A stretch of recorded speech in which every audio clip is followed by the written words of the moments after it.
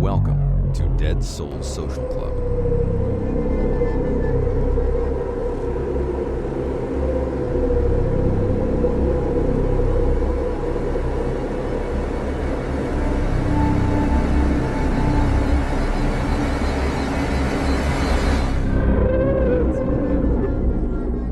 This audio presentation contains graphic details of death, violence, and controversial subject matter.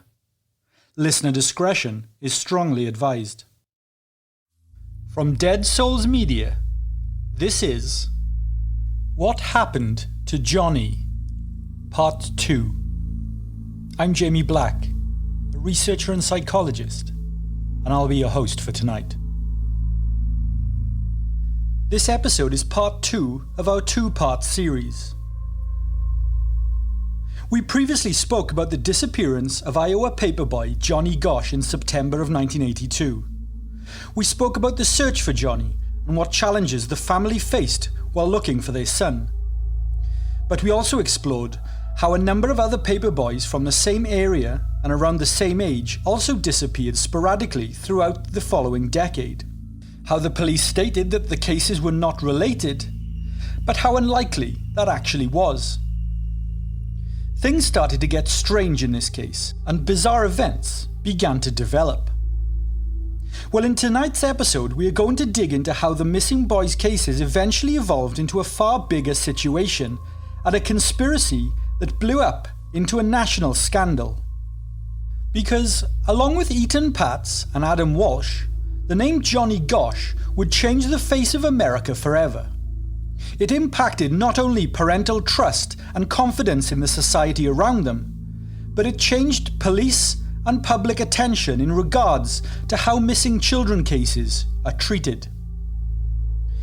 It also revealed some hidden secrets that those involved with would wish remained within the shadows.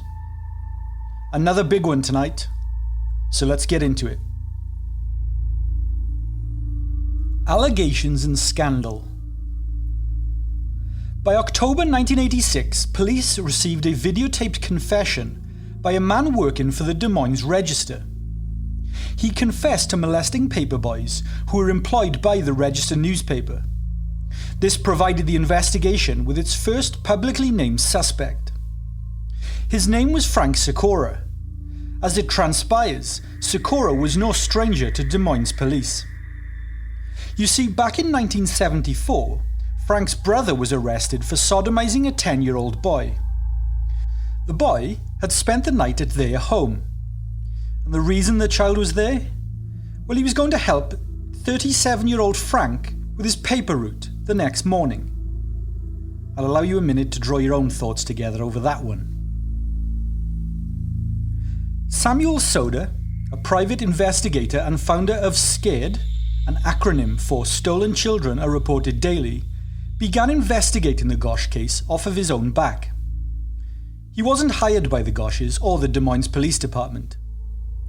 It was Soda who conducted the videotaped interview with Frank Sikora, during which Frank admitted to fondling as many as 7 paper carriers during his time employed at the Des Moines Register. He did so under the pretense of hiring them to run papers from his car to each house. Frank would invite the boys to sleep over at his house the night before, where he would show the boys illicit material and inappropriately touch them. Frank was immediately fired from his job in the Register's circulation department, but police would announce that they had cleared Sikora as a suspect in the Gosch and Martin disappearances. The police based the dismissal on a single polygraph test, choosing instead to charge him for just 2 sexual assaults on boys aged 13 and 14.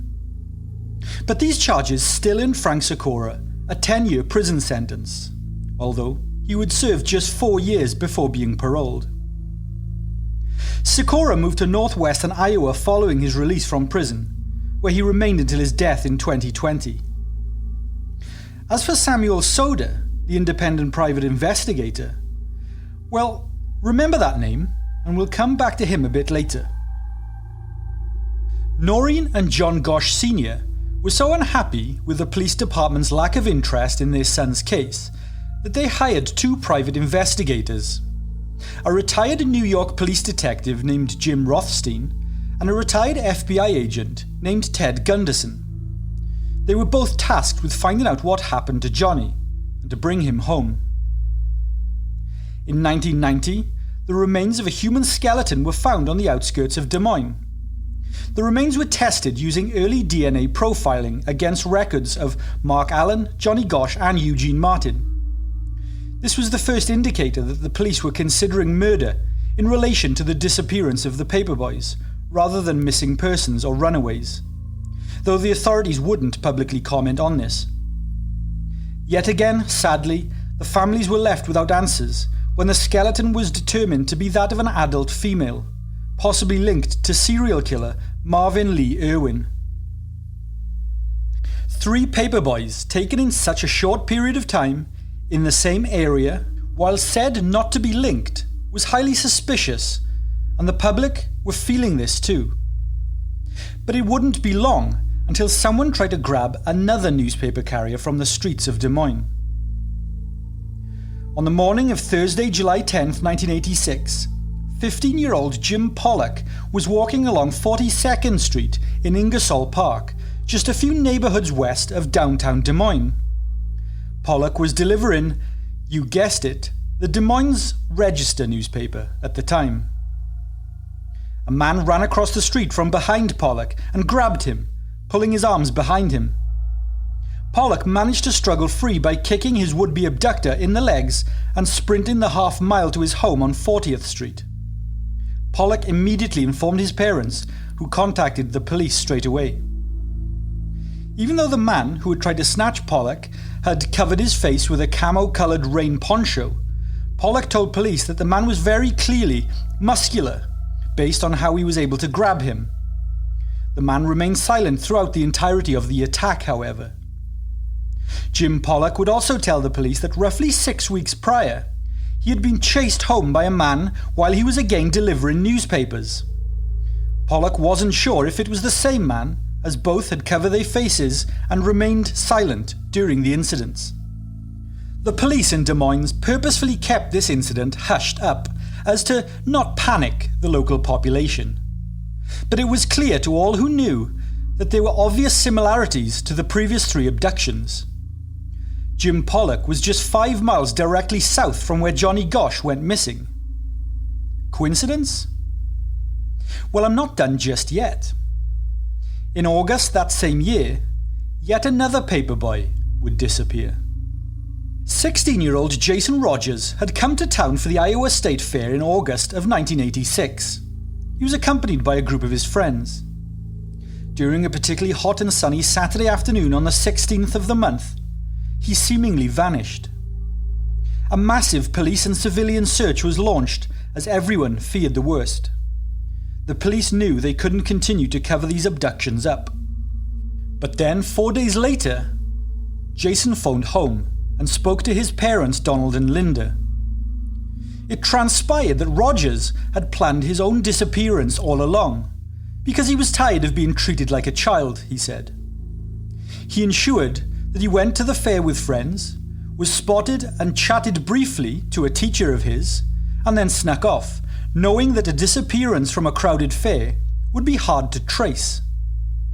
He purchased a $129 one-way ticket to Santa Barbara in California, but he phoned home as he ran out of money. Following all of the commotion that this case kicked up, things went silent again for around 2 years, until a white van would begin terrorizing paperboys in Des Moines once again. The latest incident would happen in September 1988, when an unnamed paperboy between the ages of 10 and 13 would be chased through Indianola, a small city about 15 miles south of Des Moines. Once again, police withheld the boy's identity to, quote-unquote, avoid a panic. But 6 weeks later, on Tuesday, November the 1st, in the western Des Moines suburb of Clive, a 10-year-old boy named Mike Fackler was delivering newspapers at around 5 a.m. along Northwest 82nd Street.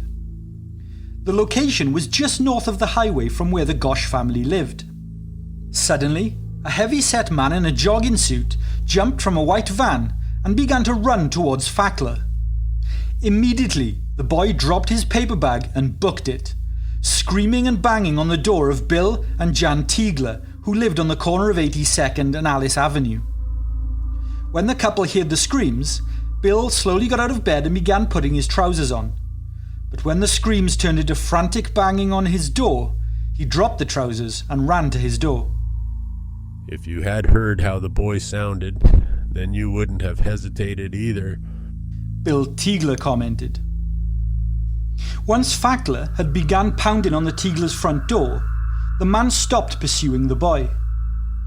Police established that his description of the man matched that of the one given by the boy in Indianola. Noreen Gosch urged authorities and the public to take these recent incidents seriously and believe that they were all linked. Fackler's own father gave an interview stating that he, quote, wasn't very concerned and believed it was just a man out enjoying scaring children, probably a prank.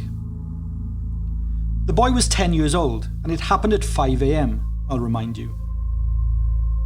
Mike Fackler's father did add that he planned to accompany his son on the paper route for the foreseeable future, so he hadn't totally abandoned his son in complete ignorance.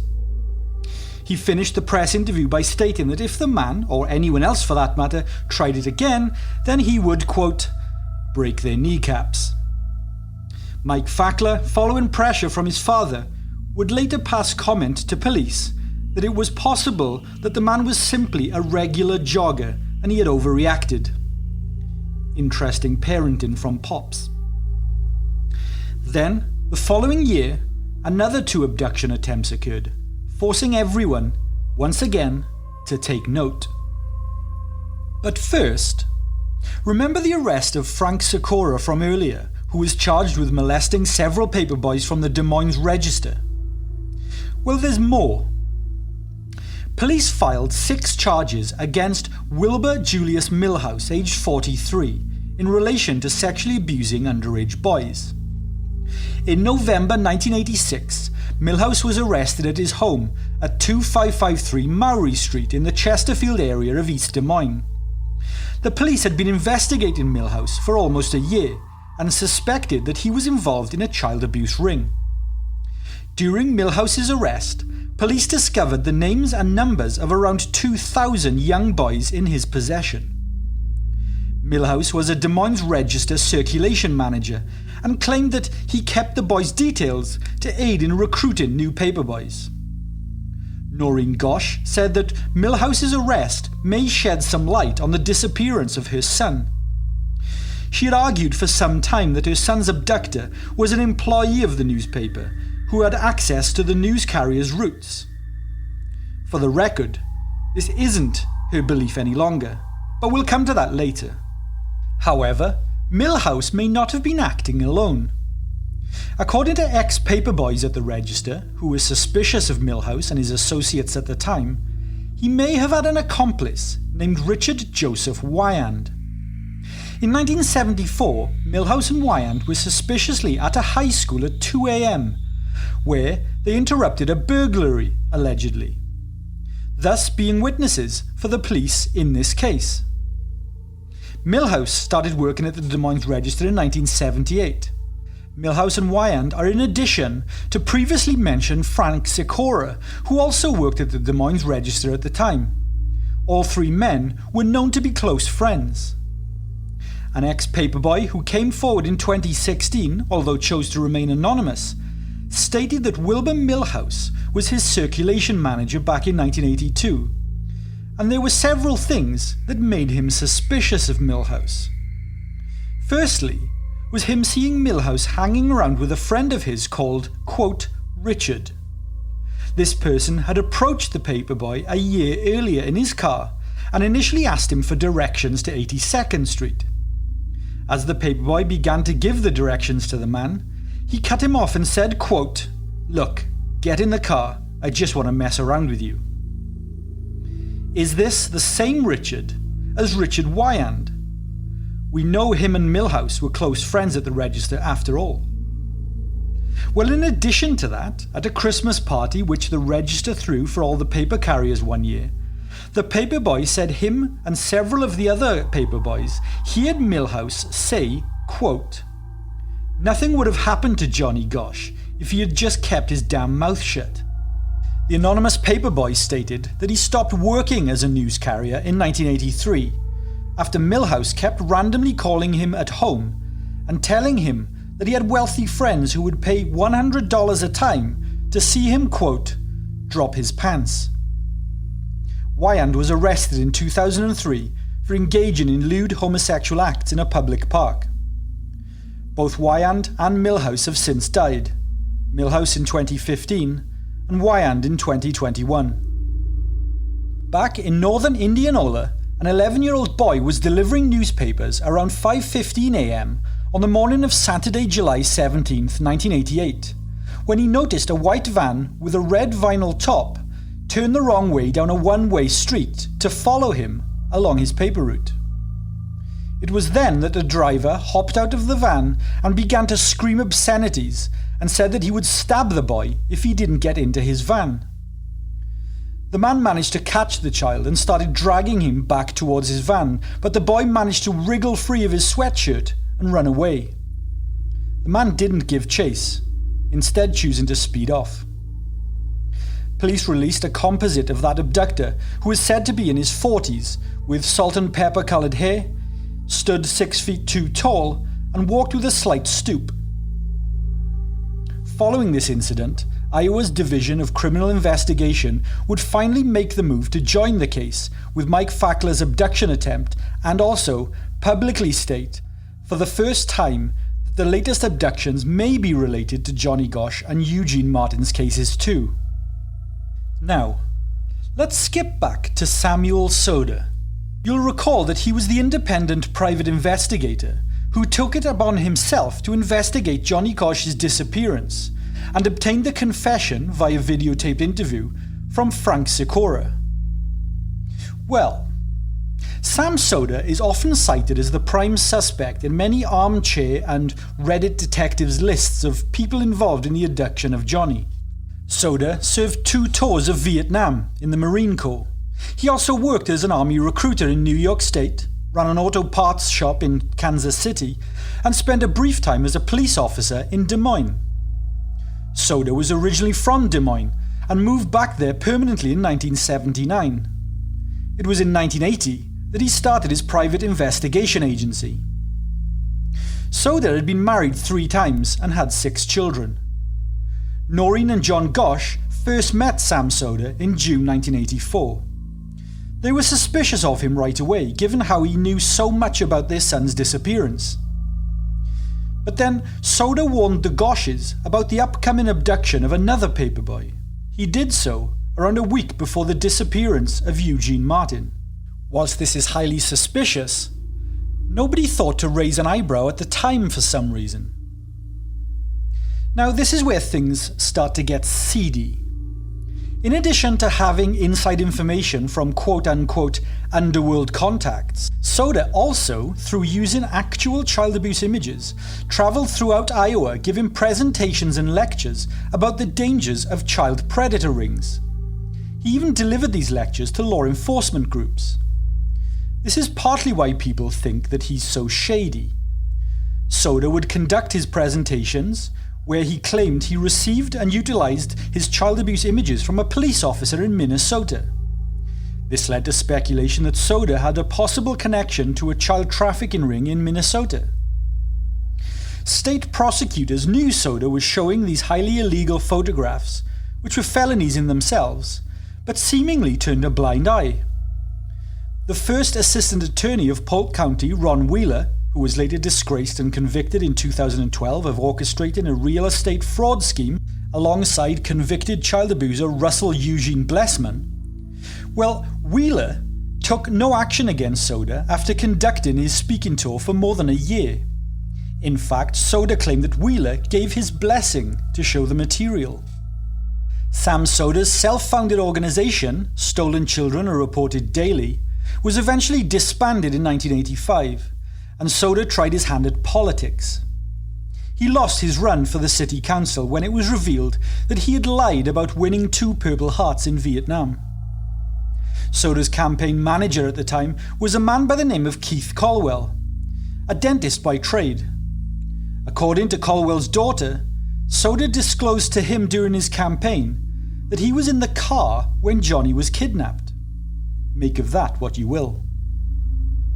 Soda would work on the Zoning Commission and close the detective agency in 1991 after filing for bankruptcy. Soda would be arrested in 1993 for beating his 15-year-old stepson, where he was charged with child endangerment and served a week in the county jail.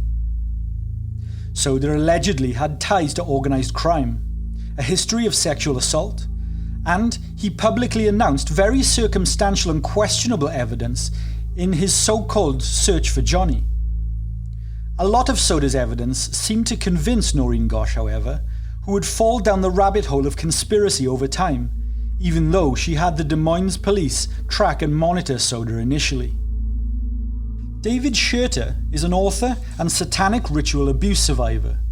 Throughout his childhood, he was subjected to horrible rites performed on him by his own parents and other satanic cult followers. According to Scherter, Sam Soda owned a bar in Omaha, Nebraska, where he and some of the staff would participate in child trafficking and prostitution. Fun fact, but entirely circumstantial, so take this information how you will, but Sam Soda had a private investigation office located at 5906 Southwest 9th Street.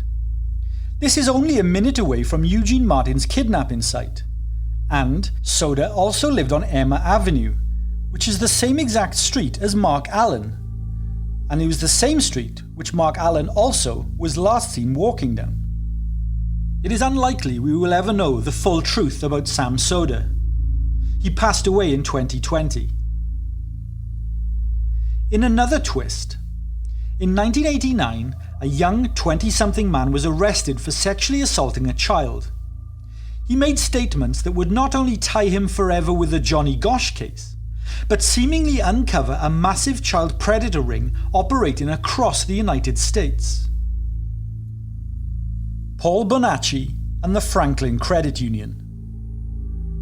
120 miles to the west of Des Moines lies the city of Omaha, Nebraska. Sitting along a quiet side street not far from downtown sits the former Franklin Credit Union. Since it opened in 1970, Lawrence E. King Jr. served as the bank treasurer and manager of the credit union. This one-time opera singer had risen as a prominent member within his community and also within the Republican Party, serving on Ronald Reagan's re-election inauguration committee and even singing the national anthem at the Republican National GOP convention. This is him here. Ladies and gentlemen, the chair now recognizes Lawrence King Jr., a member of the Nebraska delegation, for the singing of the national anthem. Oh, say can you see by the dawn's early light what so proudly we hailed? Absolute voice of an angel. There was, however, like everything else in this story, a dark and murky side to Lawrence E. King Jr. Around 1978, some 8 years after the credit union was formed, the first signs of mismanagement at the union emerged. Just to explain, for those of you that are unaware, a credit union is a member-owned and supposedly non-profit cooperative financial organisation. They commonly offer financial services much like those of commercial banks and building societies. Anyway, in the case of the Franklin Credit Union, which was located at the time at 1723 North 33rd Street in Omaha, accountants discovered unusual deposits and withdrawals. This was in addition to loans being improperly documented and other tracking oversights, shall we say. All of this was in addition to loans being improperly documented and other tracking oversights, which would amount to over $400,000 in unaccounted for funds. By the dawn of the 1980s, many had a growing suspicion that Lawrence King was living way beyond his means due to him effectively being a bank manager, yet owning mansions in Washington, D.C. and Nebraska, owning a private jet, and regularly throwing huge, lavish parties. things didn't seem to add up to many people. An anonymous letter was sent to the Omaha police in one specific instance of whistleblowing, and in another, a bank teller would go to the board of directors and ask for Lawrence King to be directly investigated. In both instances, however, little to nothing would come of the accusations and claims, and this was primarily due to King's political influence. It was not until 1987 when an investigation into the Franklin Credit Union actually began, and just 3 months later, revelations about King sexually abusing women began to be uncovered. In November of 1988, the FBI and IRS would conduct a raid on the credit union offices, and in the process discover almost $40 million had been embezzled from the community at large. It became one of the largest credit union failures in American history, and likely one that you've never heard of. Lawrence King Jr. and a number of his colleagues pled guilty to 40 felony counts of fraud. This earned King a 15-year prison sentence. But this is not the entirety of the story. There's more to the Franklin scandal. While the credit union was being raided by authorities, the Nebraska State Foster Care Review Board turned over a multitude of reports which it had investigated against a number of the wealthy and elite members of society at the time, and how they had been sexually abusing children within the foster care system. They trafficked the children to parties, which were thrown by, Lawrence E. King Jr. At the forefront of all of these allegations was a 24-year-old man named Paul Bonacci. Bonacci had himself been arrested on 3 counts of sexually abusing a child in 1989. But while incarcerated, Bonacci alleged that Lawrence E. King and his partners would coerce poor and runaway children to attend these parties as the so-called entertainment. They would be auctioned off as sex slaves for the wealthy and political elite. Bonacci was a prison inmate at Lincoln Correctional Facility in Lincoln, Nebraska. In November 1991, he came forward with some information about the Johnny Gosch disappearance. He admitted that he himself was involved in the Johnny Gosch kidnapping team. To be clear, Bonacci was not looking for any fame, financial gain, or any leniency in regard to his own sentence. When Bonacci made his claims in late 1991, he had less than a year remaining of his prison sentence. So if anything, Bonacci risked having his prison sentence extended or being charged with more crimes. But what exactly made him come forward almost 10 years after Johnny's abduction? Well, by 1991, Bonacci was now an adult. He stated that he was himself the victim of a child prostitution ring in Omaha, Nebraska, which began when he was just 6 years old. Like many victims of childhood sexual abuse, Bonacci would end up becoming an offender himself, and he was thus arrested and convicted of sexually abusing 3 young boys. But was he actually telling the truth about his involvement in the Johnny Gosch case? Well, Paul Bonacci, while in prison, had been diagnosed with multiple personality disorder by prison psychiatrists. This was thought to have been caused as a result of the abuse that Bonacci suffered earlier on in life. I'll talk more about multiple personality disorder in a little bit. Firstly, after Bonacci had made his claims, he was interviewed by America's Most Wanted in March of 1992. I'll post a link to the full interview in the description of this episode. In the interview, you can hear how he engages different personalities while discussing his experiences. Bonacci was 15 years old when Johnny Gosch disappeared in 1982. He said that his involvement in the kidnapping consisted of the following. He was situated in the back of the car that Johnny had been pulled into that warm September morning. He was tasked with holding Johnny down and placing a rag soaked in chloroform over his face to render him unconscious. A man named Tony was responsible for grabbing Johnny and forcing him into the car. After the abduction was over and Johnny awoke, Bonacci told him that if he did what he was told, then Johnny wouldn't be harmed. Bonacci went on that Emilio was the name of the mastermind behind the abduction plot. It was this Emilio who wanted, quote, clean kids that weren't involved in prostitution or drugs. Emilio wanted children that were well raised and family orientated because he liked to, quote, hurt people, innocent people. Emilio sounds like a right charmer. This is Paul Bonacci speaking on February the 6th, 1993. At the beginning of the party, he had a lot of young guys stuff that were servers. We'd sometimes serve stuff, sometimes we'd be up in the background, we'd be walking around the party and stuff. Nothing was to take place then. After the party was over, the ones that were involved with him, or the ones that he was trying to get political favors from, that won whatever they wanted, they would stay or they'd come in after the party was over, or the next day. See, so at the party, nothing even abnormal. I mean, if somebody was in there and stuff, they'd see no abnormal activities going on.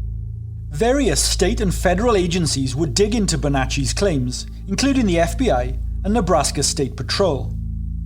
By this time, further ex-abused children, now adults, came forward to also claim that they were trafficked and abused at elite parties thrown by Lawrence King. Those individuals being namely Alicia Owen, Troy Bonner, and Danny King. Some even going so far as to say that they had been forced to take part in satanic rituals, brainwashing, and CIA arms deals. These claims seemed extremely sensational. So I'll drop two things in here.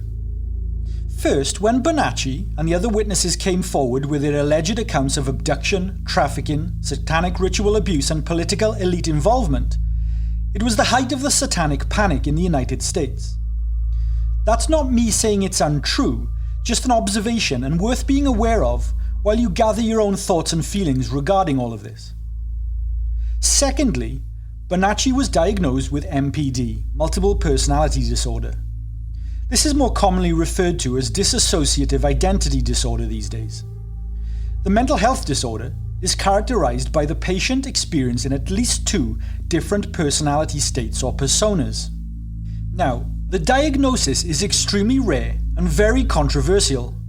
In fact, many psychologists dispute whether it's even a real disorder. This is because a 1973 book written by Flora Schreiber detailed the treatment of Shirley Ardell Mason for multiple personality disorder by her psychiatrist, Dr. Cornelia Wilbur. The book was titled Sybil because at the time of publication the patient was given the name Sybil Dorset to maintain her anonymity. The book became the basis for many elements of the diagnosis, but was later considered to be fraudulent. But Debbie Nathan, a criminal justice journalist from the United States, fiercely debunked many aspects of the book and the disorder in a book she published in 2011. Nevertheless, the original book by Schreiber sold incredibly well in the 70s and 80s, and formed a key part in the hysteria that fed into the satanic panic. Anyway, if multiple personality disorder, or DID, is a genuine phenomenon, then Paul Bonacci does happen to be a textbook case who would meet all of the hallmarks of an individual who is likely to be susceptible to be at risk of developing the mental health condition. That being severe childhood trauma from a close caregiver, both physical and sexual, childhood trafficking, and significant betrayal between the ages of 2 to 6 years of age. But I'm getting sidetracked. Bonacci's lawyer, John DeCamp, contacted Noreen Gosch, who agreed to meet with Bonacci in prison. Bonacci was unaware of who he was about to meet. Despite how upsetting it was to hear the details, Noreen said she was thankful for Paul Bonacci for coming forward and sharing this information with her.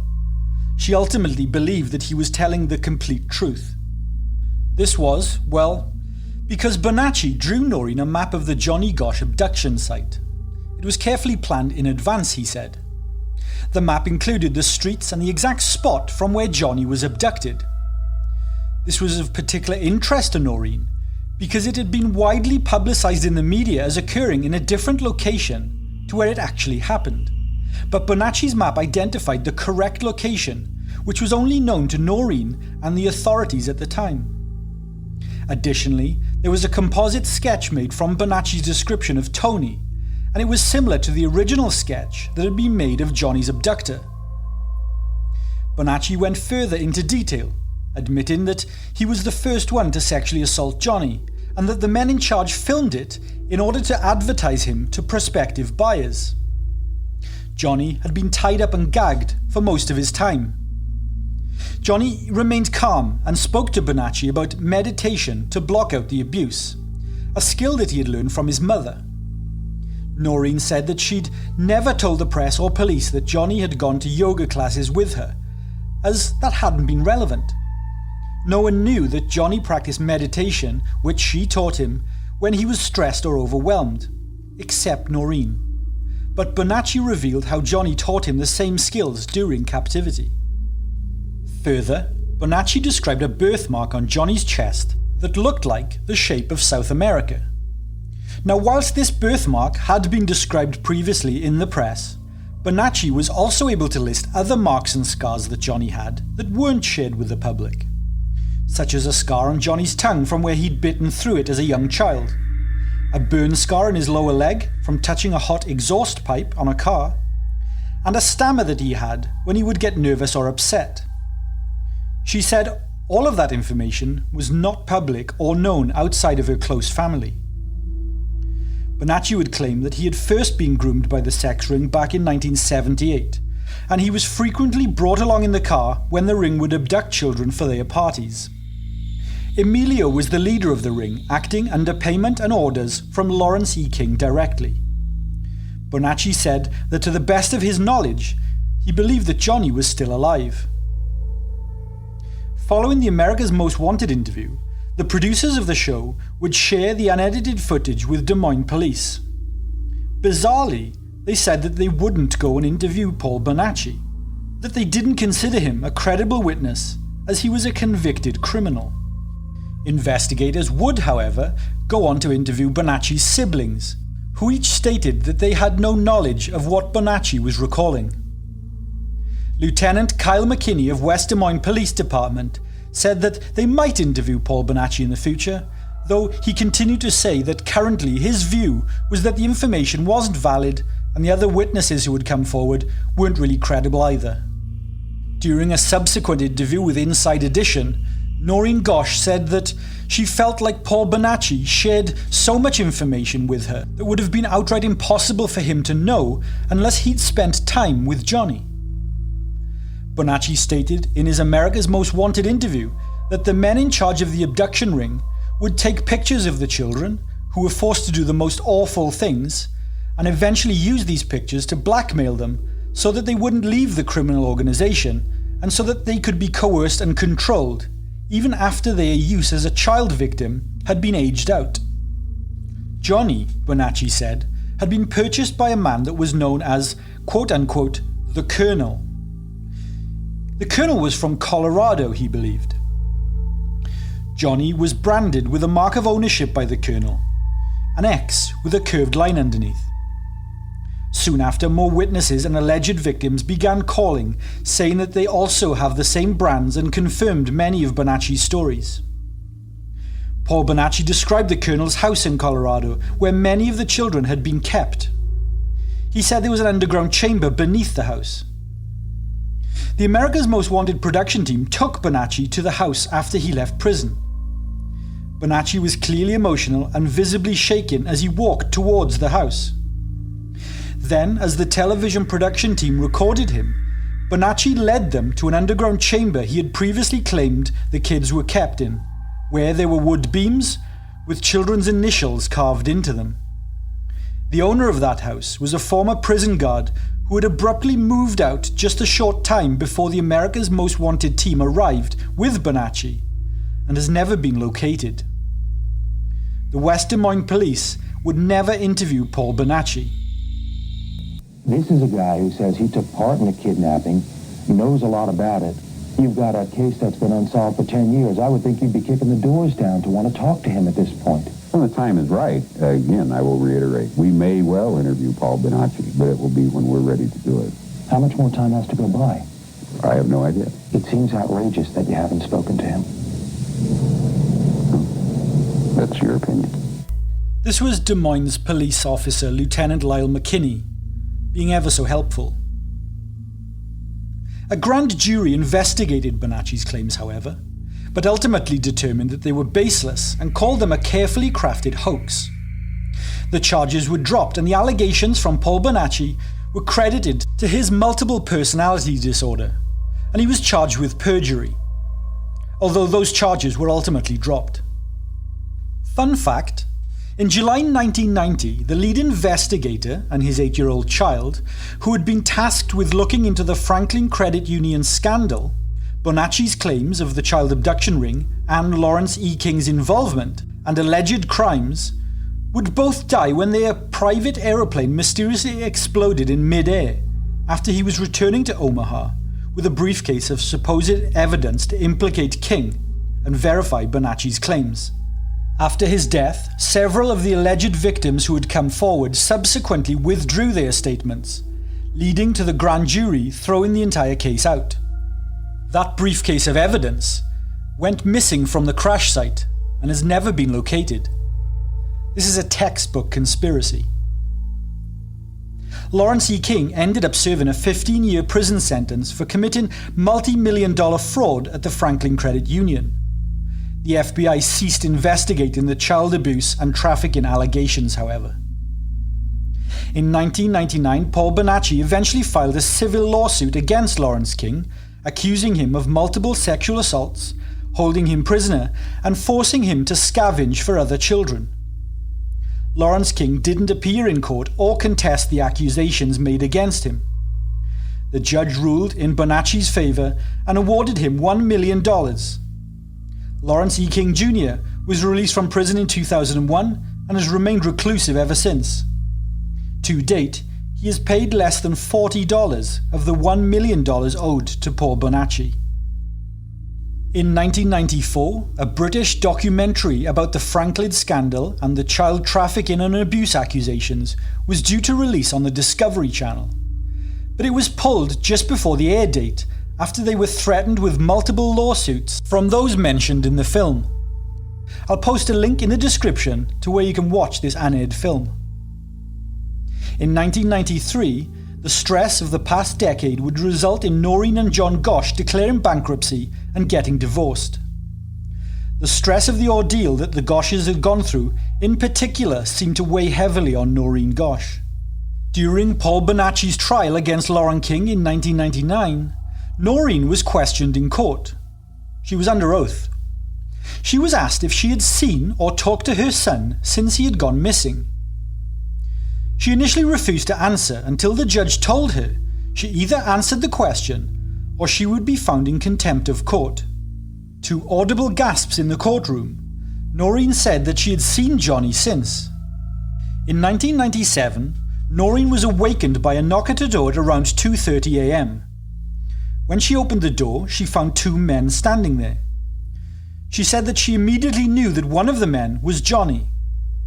Johnny was 27 years old at the time and said that he couldn't disclose where he had been or where he was now living, as he was still in danger and he'd be killed if they knew that he was there.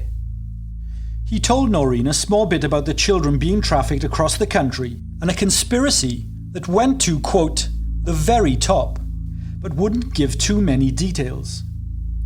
The man who was with him stood back and didn't speak. But Noreen said that Johnny seemed to look over to him for approval before speaking. They stayed for over an hour before leaving. John Gosch Sr. has stated that he's not entirely convinced that the visit ever actually happened. But why did Noreen wait 2 years to reveal this stunning news if it was true? Well, as Noreen was testifying in a civil trial, she was asked under oath, so she could not lie about it, she said.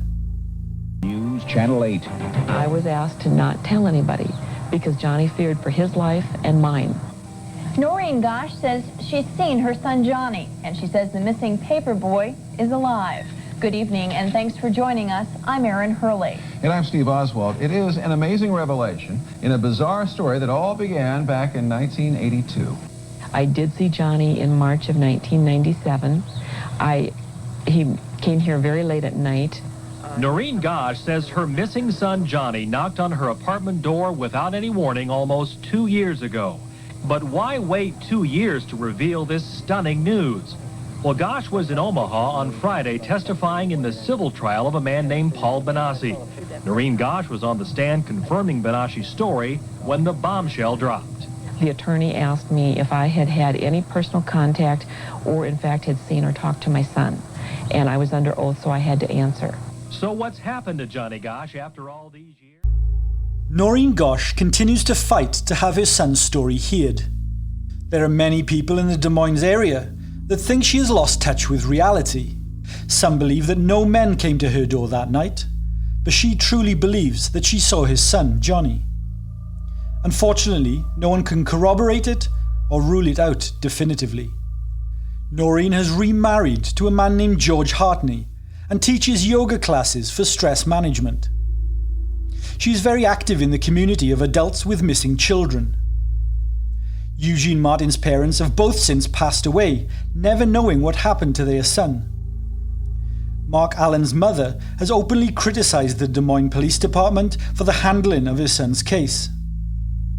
The cases of Johnny Gosh, Eugene Martin and Mark Allen remain open to this day.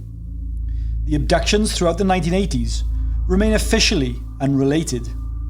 Investigators have not released any new information about the paperboy's disappearances since the mid-1980s. Before we end tonight's episode, I'd like to leave you with a few points of circumstantial evidence which I have come across in my research for this episode. As I said, it's circumstantial, so could mean nothing, though it could be relevant. I'll let you decide. After Wilbur Milhouse left his employment at the Des Moines Register as a circulation manager, he was replaced by another man in the role, another man named Emilio Mendoza. We know that there were several active child abusers at the register during this period, Milhouse, Frank Sikora, etc. So could Emilio Mendoza be the Emilio that Paul Bonacci spoke about? Additionally, located at 1424 East Euclid Avenue, Des Moines, from 1978 to 1983, was a club named the Joker's Lounge. The building is still there today, but it's a Quick Trip now. Quick Trip is an American chain of convenience stores, by the way. Well, the Joker Lounge was owned at the time by Pete Bonacci, who is coincidentally the uncle of Paul Bonacci. Raoul Anker, who was a primary suspect in the kidnapping of Eugene Martin, amongst other crimes including several murders, was a frequent patron of the Joker Lounge. The club was known to hire off-duty police officers as bouncers while it was open, including one officer named Nick Brown, who was the assistant chief of police in Des Moines. Brown's daughter was Debbie Soda. So Nick Brown was Sam Soda's father-in-law. This could be relevant because Paul Bonacci stated that after Johnny's abduction, they drove to Sioux City, but on the way they stopped at a place called the Joker's Lounge for a short time. Just some nuggets of food for thought. The unsolved Des Moines paperboy abduction cases remain a haunting reminder to the parents and community at large. There remains a disturbing number of conspiracies, secrets and shocking truths about that period of time and the child abductions. It seems even underneath the blue Midwestern skies of Iowa, evil and perversion still run deep. Is it possible that a child predator ring was abducting children off the streets? Were the disappearances an attempt to keep certain information quiet? Or is it possible that the missing boys are still alive, either brainwashed or coerced into a life of crime and now remain in hiding? Tune in Wednesday for our next episode. For our Patreon supporters, you'll get some new content tomorrow. Finally, and talking of Patreon, if you haven't already, please consider signing up to our exclusive Patreon for more episodes, research material, and articles. It's just $2, so a hell of a bargain for the amount of extra content that you get. A huge thank you to everyone who has already joined. You are awesome, and we couldn't do this without your guys' help and support, so thank you so much. Good night, everyone.